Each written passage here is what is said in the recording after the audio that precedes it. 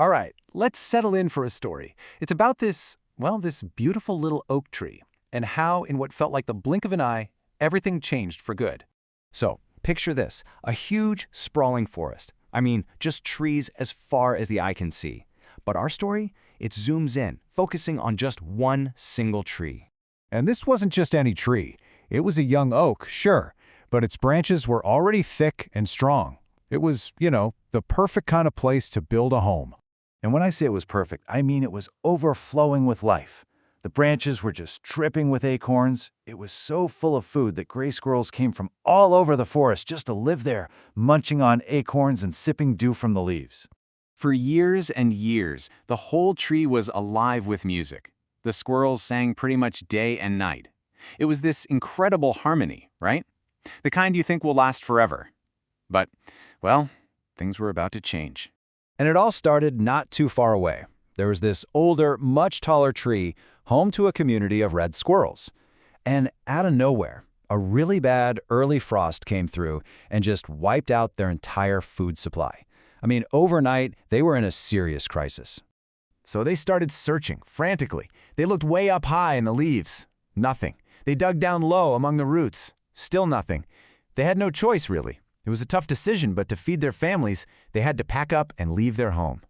And, well, it didn't take them long to find our little oak tree. You can imagine their relief, right? They were so grateful, just happy to gather the acorns that had been dropped on the ground. And bit by bit, they started to make friends with the gray squirrels. They even started to, join in with the singing. But this new harmony, it didn't sit right with everyone. Some of the gray squirrels got a little antsy, and the most unhappy of all, that was an old squirrel with a big bushy tail, known only as the elder. He was the leader of the tree, and whatever he said, that's what happened. So, the elder didn't waste any time. He called a big meeting, and he stood before all the gray squirrels and basically said, "These red squirrels, they have to be stopped. They're eating all our food. They're a menace." You could hear a bit of a murmur go through the crowd, but nobody really said anything. Except for one. A young gray squirrel named Lizzy. She was the only one brave enough to actually speak up. She was like, "What are you talking about? That makes no sense. There's plenty of food and there's tons of room for everybody." But the elder, he just roared right back at her. "Because I said so," he shouted. And that was that. His word was law. The very next day, the red squirrels gathered up the few things they had and left the tree. So, in the days after they left, things got quiet. The music in the tree started to fade. It just wasn't as cheerful as it used to be, and the elder noticed.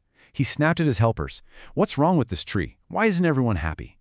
One of his aides, super nervous, kind of mumbled that maybe it was because the red squirrels were gone. But the elder just shut that down. "Nope, that's not the problem," he said. "The problem is we need to make sure they stay out." And his solution? A big, beautiful wall around the entire tree. And what could they do? They followed his orders. They built this huge wall out of pebbles and twigs and string, and it went all the way up the tree. But right away, you could see the problem. The wall cast this long, dark shadow.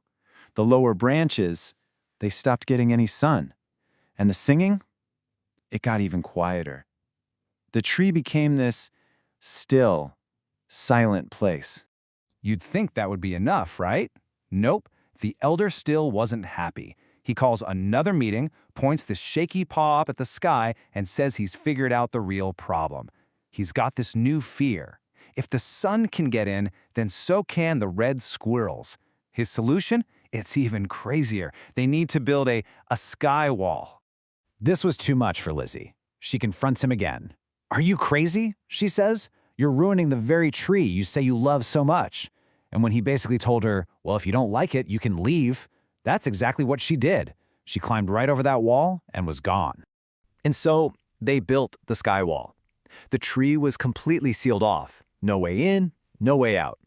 Not even a single ray of sun could get through. And the singing? It didn't just get quieter. It stopped. Completely. Without any sunlight, that strong little oak tree just started to wither. The leaves all turned brown.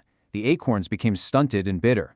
And, as the elder is, yet again, wondering aloud what could possibly be wrong, a voice just yells out of the darkness. And it's Lizzy. She somehow found a way back in. And she lays it all out for him. "You happened," she says. "You're killing our home." She then looks at the huge, silent crowd of squirrels and says, "Look at what you've made. This isn't a wall, it's a cage, and you're all stuck inside it."